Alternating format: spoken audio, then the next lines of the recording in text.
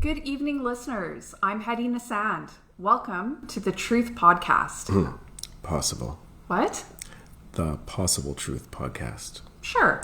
We can't say for sure. On this episode of the Possible Truth Podcast, I'll be talking with climate scientist and semantics enthusiast Har Binger about the weather forecast for the next 75 years. Climate change. Right. What's up with climate change? Well, Hedy, the complex interaction of myriad factors. Sounds boring, Har. That was another episode. Listen, the impacts of climate change on temperature and precipitation vary significantly depending on which of the 5 shared socioeconomic pathways, or SSPs, we head down. So, like the international scientific community who developed these pathways, we can explore a range of technological, socioeconomic, and policy futures. Cool. Yes, cool.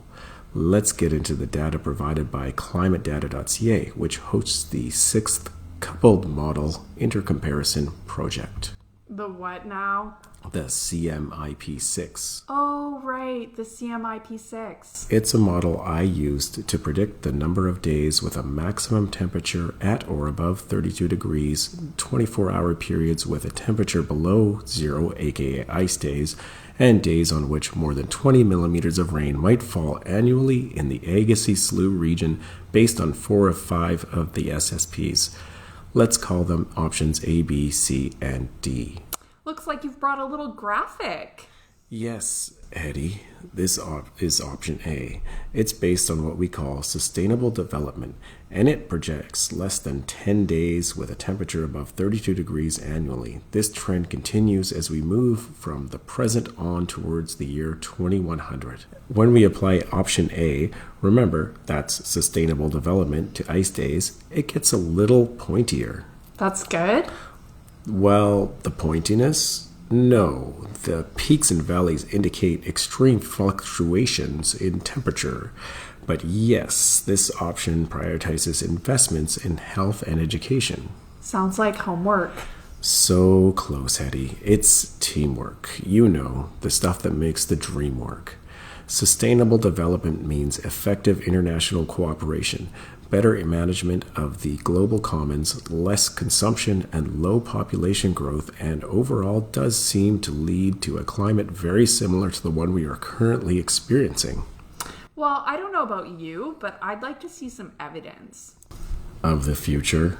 Exactly. Joining us now via time travel from a 22nd century shaped by a sustainable development-driven shared socio-economic pathway is Jenna Ralpublic. How's it going, Jenna? Thanks, Hedy. I'm here in the Agassiz Slough in 2100 where things are fine, I guess. I mean, outdoor activities are only dangerous or impossible, especially for gingers and the elderly, on a few days per year, and we have enough ice days to freeze out the mosquitoes, so that's nice. Also, efforts to manage local forests through things like prescribed burning, forest thinning, planting deciduous species, and post-fire salvage have really curbed the devastating wildfires that you guys are experiencing there in 2025, and this has cascading positive effects. Our data shows little variance between the precipitation patterns regardless of the pathway we choose. That's right, Har. Extreme precipitation events like atmospheric rivers here are similar to those at the end of any of the pathways, but the difference is that their harmful effects are not compounded by increasingly extreme temperature events. Let's talk about option B. It involves just continuing to do what we're already doing. Ooh, I like that. Color me surprised. Let's ask Jenna. Okay, I've arrived at the end of Har's middle of the road projection for 2100, and it's definitely hotter. Correct.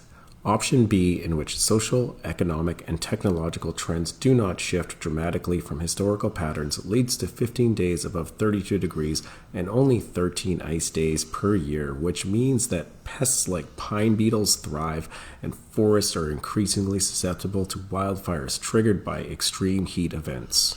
I'm getting a lot of positive feedback. That's right, Jenna. Positive feedback is a real thing, and the further we veer from option A, the more obvious that becomes. Prime example, when we go with option C along the rocky road of regional rivalry. Say that 5 times fast. We wind up in 2100 with about 26 days over 32 degrees and only about 7 ice days.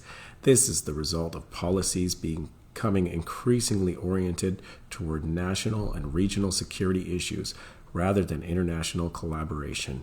Yeah, it's way hotter in this version of 2100. Where's that positivity you two were on about? That's not what positive feedback means, Hedy. Let's move on to option D. I call this one taking the highway, or blind faith in capitalism. Ooh, I like capitalism. Guys, this is not great.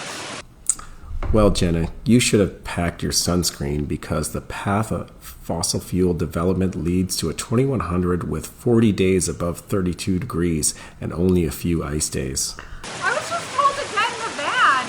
Let's let the listeners decide. Choices are A. Make personal sacrifices to limit consumption of the Earth's resources.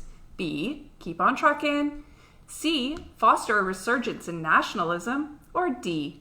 Milk those dead dinosaurs for every last drop of their carbon-based legacy and hope for the best. Hey, pick